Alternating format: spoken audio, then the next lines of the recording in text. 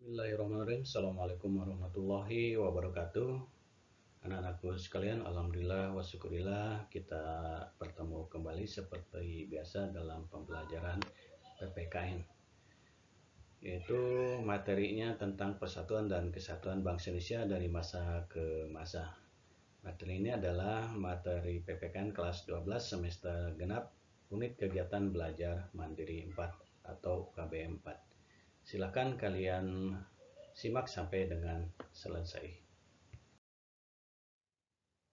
Nah, anak-anakku sekalian, kita lihat bagaimana periodisasi tentang persatuan dan kesatuan bangsa Indonesia dari mulai yang pertama masa revolusi kemerdekaan dari tanggal 18 Agustus 1945 sampai dengan 27 Desember 1949. Kemudian yang kedua masa RIS atau Republik Indonesia Serikat 27 Desember 1949 sampai dengan 17 Agustus 1950. Dan yang ketiga masa demokrasi liberal 17 Agustus 1950 sampai dengan 5 Juli 1959. Keempat masa Orde Lama 5 Juli 1959 sampai dengan 11 Maret 1966. Dan kelima masa Orde Baru 11 Maret 1966 sampai dengan 21 Mei 1988. Serta yang terakhir masa reformasi, yaitu dari tanggal 21 Mei 1998 sampai dengan sekarang. Nah, pada kesempatan kali ini Bapak hanya mengulas yang periodisasi pertama saja dulu. Fase pertama atau periodisasi pertama adalah masa revolusi kemerdekaan yang mulai dari tanggal 18 Agustus 1945 sampai dengan 27 Desember 1949. Jadi pasca Indonesia merdeka. Nah, kita ketahui bahwa dalam periode ini yang dipakai sebagai pegangan undang-undang dasarnya yaitu Undang-Undang Dasar 1945 atau landasan konstitusionalnya adalah Undang-Undang Dasar 1945. Akan tetapi dalam pelaksanaannya belum dapat dijalankan secara murni dan konsekuen. Hal ini dikarenakan bangsa Indonesia baru saja memproklamasikan kemerdekaannya. Pada waktu itu semua kekuatan negara difokuskan pada upaya mempertahankan kemerdekaan yang baru saja diraih. Adapun bentuk negara Republik Indonesia pada saat itu adalah kesatuan. Dengan bentuk pemerintahannya adalah republik yang mana presiden berkedudukan sebagai kepala pemerintahan sekaligus sebagai kepala negara. Sistem pemerintahan yang dipakai adalah sistem pemerintahan presidensial. Jadi baru dapat dibentuk hanya presiden, wakil presiden, serta para menteri dan gubernur yang merupakan perpanjangan tangan pemerintah pusat. Adapun departemen yang dibentuk untuk pertama kalinya di Indonesia terdiri atas 12 departemen atau dengan istilah lainnya adalah 12 kementerian. Provinsi yang baru dibentuk terdiri atas 8 wilayah yang terdiri atas Jawa Barat, Jawa Tengah, Jawa Timur, Sumatera, Borneo, Sulawesi, Maluku, dan Sunda Kecil. Selanjutnya, aturan peralihan Undang-Undang Dasar 1945 menyatakan bahwa untuk pertama kalinya Presiden dan Wakil Presiden dipilih oleh PPKI, Panitia Persiapan Kemerdekaan Indonesia. Dengan demikian, tidaklah menyalahi apabila MPR DPR RI belum dimanfaatkan karena pemilu belum diselenggarakan. Lembaga-lembaga tinggi negara yang tercantum dalam Undang-Undang Dasar 1945 seperti MPR, DPR, DPA, BPK, dan MA belum dapat diwujudkan sehubungan dengan keadaan darurat dan harus dibentuk berdasarkan undang-undang. Untuk mengatasi hal tersebut, Undang-Undang Dasar 1945 melalui ketetapan dalam pasal 4 aturan peralihan menyatakan bahwa sebelum MPR, DPR, dan DPA dibentuk menurut Undang-Undang Dasar ini, segala kekuasaannya dijalankan oleh Presiden dengan bantuan sebuah komite nasional. Pasal 4 Aturan Peralihan Undang-Undang Dasar 1945 dijadikan dalih oleh Belanda pada saat itu untuk menuduh Indonesia sebagai negara diktator karena kekuasaan negara terpusat kepada presiden. Nah, anak-anakku sekalian, untuk melawan propaganda Belanda yang tadi menyebutkan bahwa pemerintah Indonesia bersifat diktator pada dunia internasional, maka pemerintah RI mengeluarkan 3 buah maklumat. Yang pertama adalah maklumat Wakil Presiden nomor X tanggal 16 Oktober 1945 yang menghentikan kekuasaan luar biasa dari Presiden sebelum masa waktunya berakhir. Seharusnya berlaku selama 6 bulan. Kemudian, maklumat tersebut memberikan kekuasaan kepada MPR dan DPR yang semula dipegang oleh Presiden kepada Komite Nasional Indonesia Pusat.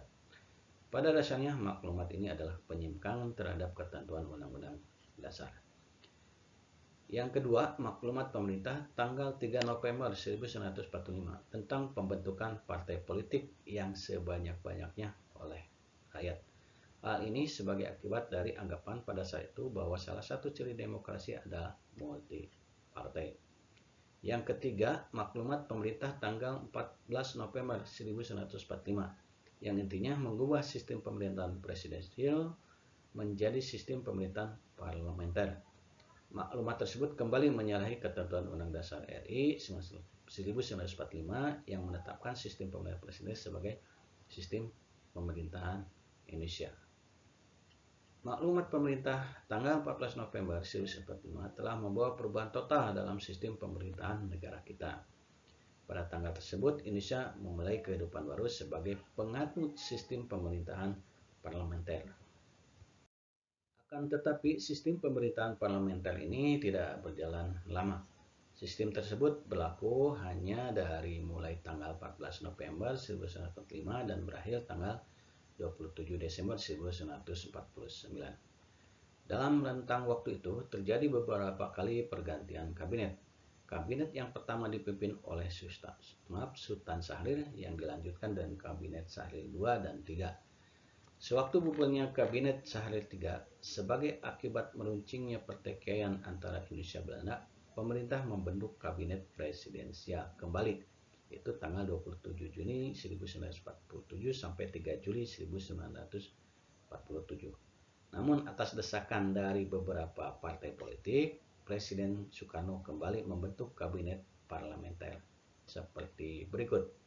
Yang pertama, Kabinet Amin Syarifuddin I dari tanggal 3 Juli 1947 sampai 11 November 1947. Kemudian yang kedua, Kabinet Amin Syarifuddin II dari tanggal 11 November 1947 sampai 29 Januari 1948. Yang ketiga, Kabinet Hatta I dari tanggal 29 Januari 1948 sampai 4 Agustus 1949. Yang keempat, Kabinet Darurat Mr. Saprodin Prawira Negara 19 Desember 1948 sampai 13 Juli 1949. Dan yang kelima, Kabinet Hatta II 4 Agustus 1949 sampai 20 Desember 1949.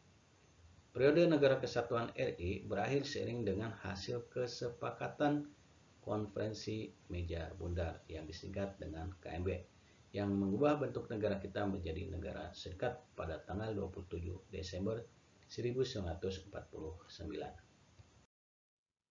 Periode ini juga ditandai dengan munculnya gerakan-gerakan separatis dengan tujuan mendirikan negara baru yang memisahkan diri dari NKRI.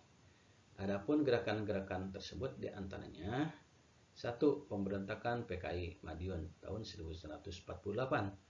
Pemberontakan ini terjadi pada tanggal 18 September 1948 yang dipimpin oleh Musso. Tujuan dari pemberontakan PKI Madiun adalah ingin mengganti dasar negara Pancasila dengan paham komunis serta ingin mendirikan Soviet Republik Indonesia. Pada tanggal 30 September 1948, pemberontakan PKI Madiun berhasil ditumpas oleh TNI yang dibantu oleh rakyat di bawah pimpinan Kolonel Gatot Subroto, Panglima Divisi H Jawa Tengah bagian Timur, dan Kolonel Sungkono, Panglima Divisi Jawa Timur. sehingga Muso dan Amir Syarifuddin berhasil ditembak mati. Yang kedua adalah gerakan DITI di Jawa Barat. Pemberontakan DITI di Jawa Barat dipimpin oleh Sekar Maji Marijan atau SM Kartosuwiryo yang memiliki cita-cita untuk mendirikan negara Islam Indonesia. Cita-citanya membentuk negara Islam Indonesia diwujudkan melalui proklamasi yang dikumandangkan pada tanggal 7 Agustus 1949 di Desa Cisayong, Jawa Barat. Untuk mengatasi pemberontakan yang dilakukan oleh Kartosuwiryo, maka pasukan TNI bersama rakyat menggunakan operasi pagar betis di Gunung Geber. Akhirnya pada tanggal 4 Juni 1962,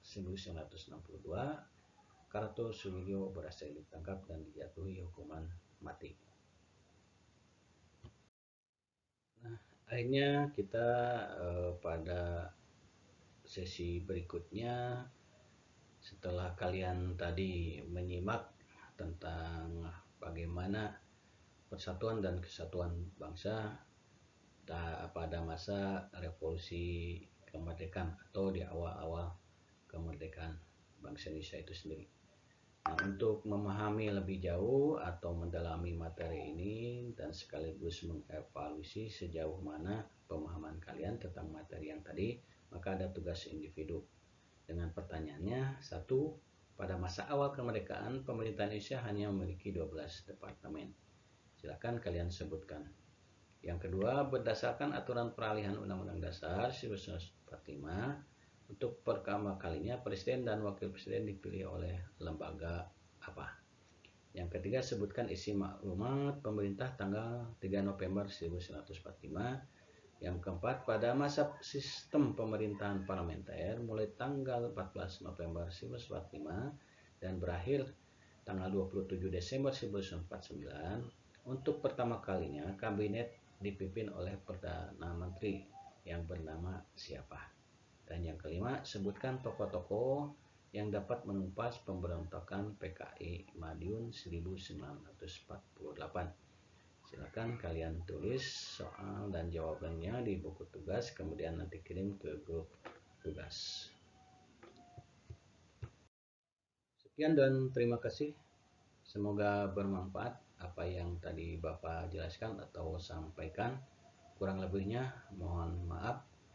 Akhir kata dari Bapak, wabillahi taufiq wal hidayah. Wassalamualaikum warahmatullahi wabarakatuh.